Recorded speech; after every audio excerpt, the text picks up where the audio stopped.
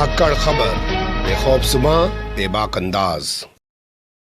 धाकड़ खबर के न्यूज़रूम से मैं आपके साथ हूं अकरम रईस खान। यूं तो मोदी सरकार जब से सत्ता में आई है, यानी कि पिछले 7.5 साल से हर चीज को हिंदू मुस्लिम का रंग देकर समाज के बीच नफरत फैलाने का काम किया जा रहा है। कोई भी धार्मिक मान्यता परंपरा बाकी नहीं बची है जिसके जरिए समाज को बांटने की कोशिश ना की गई हो, चाहे पहनावा हो, चाहे खान पान हो, चाहे रहन सहन हो, चाहे बोलने वाली भाषा हो। अब्बा जान, पिताजी, ये बोलने वाली भाषा ही तो होती है ना, शमशान कब्रिस्तान, कुछ भी हो, हर तरीके से नफरत का एक माहौल समाज के बीच व्याप्त करने की तमाम कोशिशें की जा रही हैं। फिर चाहे सीटों पर बैठे हुए मंत्री हों, भगवा ब्रिगेड के लोग हों, आरएसएस हो, या भोंपू मीडिया उसके दलाल चाटुकार दंगाई पत्रकार हों। लेकिन मैं आपके सामने कोई लंबी चौड़ी फहरिस्त या इतिहास नहीं बताने जा रहा हूं। मैं आपके सामने बात करने जा रहा हूं नमाज को लेकर। जी हां, नमाज को लेकर कल बखेड़ा हो गया राजस्थान यूनिवर्सिटी के अंदर जयपुर में। उसी को लेकर पूरी खबर बोलती हुई तस्वीरों की ज़बानी आपके सामने रखने जा रहा हूं। लेकिन अगर थोड़ी सी नजर दौड़ाएं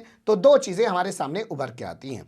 अजान पर विवाद हुआ सोनू निगम के बयान के बाद, जब उसने कहा कि सुबह को जब अजान की आवाज आती है तो नींद खराब हो जाती है। उसी के बाद से अजान को लेकर एक समय समय पर मुद्दा बना दिया जाता है। इसके अलावा नमाज की बात करें तो गुड़गांव में खुले में जो इंडस्ट्रियल एरिया है, बहुत बड़ा गुड़गांव, वहाँ पे बहुत सारे लोग फैक्ट्री में, कंपनियों में काम करते हैं। वो पार्क जैसी जगह पर जुमे की 8 दिन में एक बार 20 मिनट की नमाज अदा कर लिया करते थे। उसको लेकर बवाल हुआ तो वहाँ से नमाज को लेकर एक बखेड़ा किया जा रहा है। लेकिन अब ये बखेड़ा जब चला तो पहुंच गया, आपको याद ही होगा, झारखंड विधानसभा।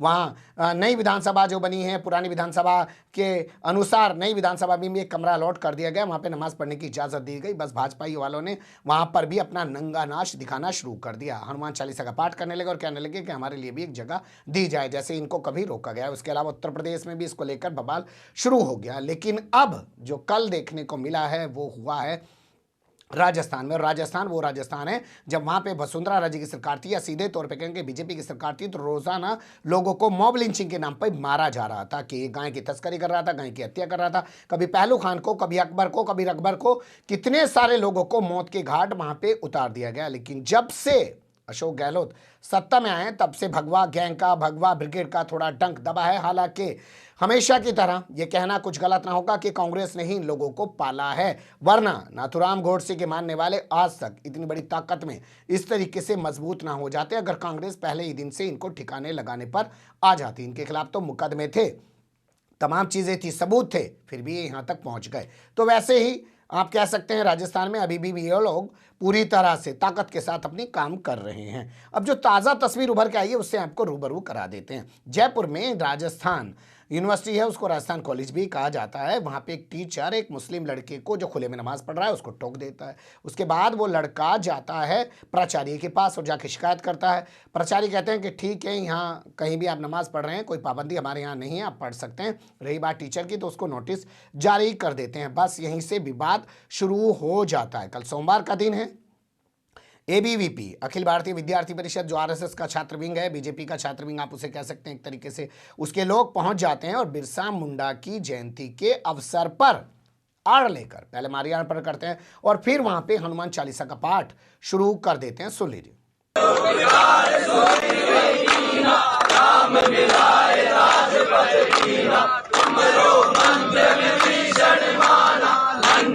सुन लिया आपने। अब यहाँ जब पूछा गया इन्हें बीबी वालों से कि बिरसा मुंडा के जन्मदिन पर आप ये हनुमान चालीसा का पाठ क्यों कर रहे हैं, तो इन्होंने कहा कि भगवान बिरसा मुंडा को हनुमान चालीसा का पाठ बेहद पसंद था। लेकिन असल जो मुद्दा है वो आप समझ गए होंगे कि नमाज को लेकर जो विवाद खड़ा हुआ था, उसके बाद उस टीचर को जो नोटिस जारी किया गया उसको लेकर ये हनुमान चालीसा पढ़ रहे हैं कि यहाँ नमाज पढ़ने दी जा रही है, हम इसके विरोध में हनुमान चालीसा पढ़ेंगे। बताया जा रहा है कि इसको लेकर एनएसयूआई जो कांग्रेस का छात्र विंग है उसने अपना मौन प्रदर्शन किया है। टकराव की स्थिति यहाँ पर बन गई है, पुलिस फोर्स यहाँ तैनात कर दी गई है। अभी भी हालात यहाँ तनावपूर्ण बने हुए हैं। देखना दिलचस्प होगा कि शोरपुरा ये मामला जाता है, लेकिन एक हंगामा जरूर बर्पा कर दिया गया है नमाज पढ़ने को लेकर, वो भी यूनिवर्सिटी और कॉलेज के अंदर। और कुछ भी है वो भी देख लीजिए।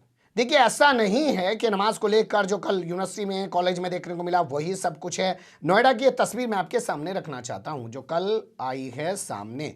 यहाँ का सेक्टर 65 का एक अथॉरिटी पार्क है। वहाँ पे कुछ लोग, ये फेज 3 थाना क्षेत्र में आता है, वहाँ पे कुछ लोग नमाज पढ़ रहे थे पार्क में। इस पार्क में कोरोना लॉकडाउन से पहले नमाज होती थी, लेकिन जब कोरोना लॉकडाउन लागू हो गया उसके बाद ये नमाज बंद हो गई। अब धीरे धीरे खत्म हो रहा है तो लोग यहाँ पे जुटने लगे, नमाज पढ़ने लगे। बस क्या था, आरएसएस की जो एक मैगजीन है 5 जन्य, उसका जो एक यहाँ का मीडिया कोऑर्डिनेटर है जिसका नाम छापा है अखबार वालों ने, अंबुज भारद्वाज, वो ट्वीट कर देता है। पूरे मामले को लेकर सोशल मीडिया पे एक हंगामा बर्पा कर दिया जाता है। फेज 3 की पुलिस पहुंचती है और इनको नमाज पढ़ने से रोक देती है। बता दें आपको, सबसे पहले ये बवाल नोएडा में 2018 में उस समय सामने आया था जब गुड़गांव में खुले में नमाज पढ़ने को लेकर बवाल मचाया गया था। यहाँ भी एक बड़ा इंडस्ट्रियल एरिया है नोएडा में, आप जानते हैं, और पार्क जैसी जगहों पर लोग नमाज पढ़ लेते हैं खुले में, लेकिन यहाँ भी हंगामा बर्पा किया।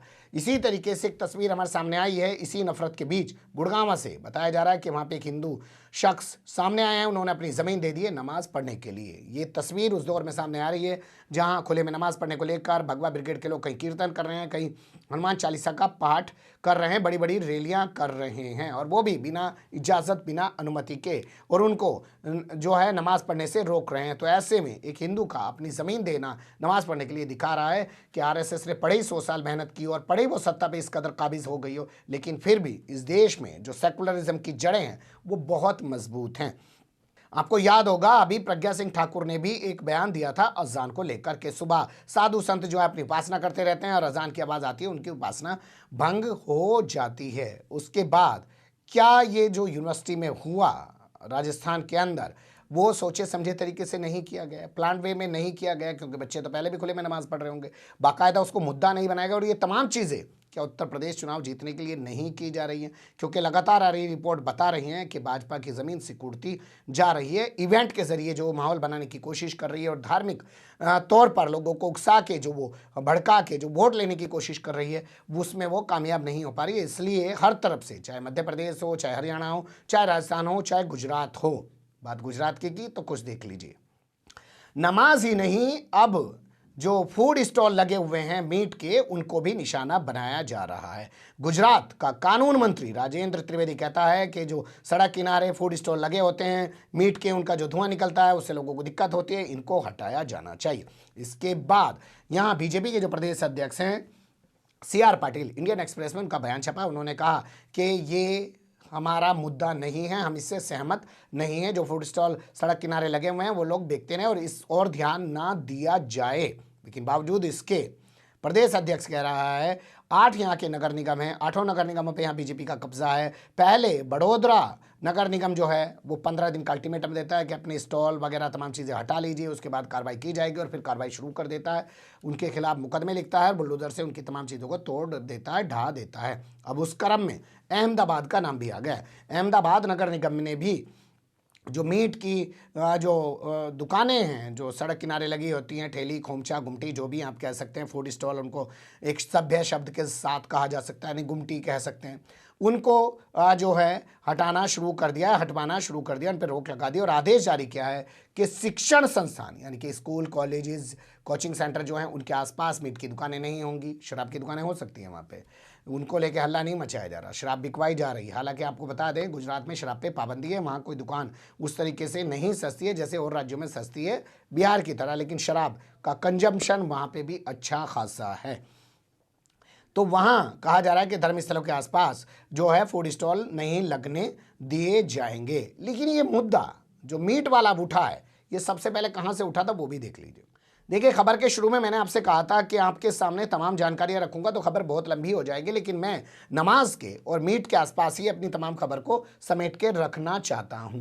तो अब जब मीट का जिक्र हुआ तो इसमें आपको बताना बेहद ज़रूरी होगा कि सिलसिला कहाँ से शुरू हुआ। जैसे हेमंत बिस्वा शर्मा जब मुख्यमंत्री बने असम के, तो उन्होंने अभी अगस्त के महीने में एक कानून पास कर दिया कि धर्मस्थलों के 5 किलोमीटर के दायरे में कोई भी मीट की दुकान नहीं खोली जाएगी, वहाँ पे मीट की किसी तरीके से बिक्री नहीं की जाएगी। आजकल होड़ भी लगी पड़ी है ना भाजपाइयों के अंदर, तू बड़ा हिंदुत्ववादी, मैं बड़ा हिंदुत्ववादी, कौन बड़ा हिंदुत्ववादी, ये सब दिखाने और बताने में लगे, या कौन बड़ा भगवा गैंग का जो है सदस्य बन गया है, मेंबर बन गया है, या उसमें सबसे सर्वे सर्वा बन गया है। तो इन्होंने बाकायदा विधानसभा से कानून पास कर दिया, असम पशु अधिनियम जो संशोधित करके, और उसके बाद ये तमाम चीज़ें लागू कर दी। इसके बाद आदित्यनाथ योगी भी एक्टिव हुए।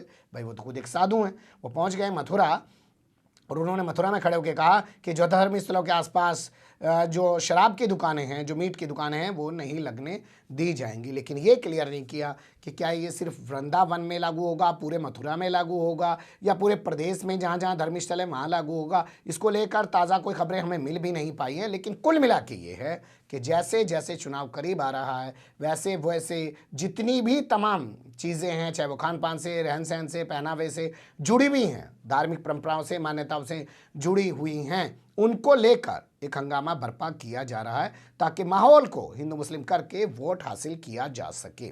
फिलहाल तो यही लगता है, वरना इसके कुछ और मायने भी हो सकते हैं। कुछ लोग ये कहते हैं कि ये लोग अनाड़ी पने में कर रहे हैं, अनाड़ी पने में कुछ नहीं कर रहे हैं, बहुत प्लान वे में तमाम चीज़ें की जा रही हैं।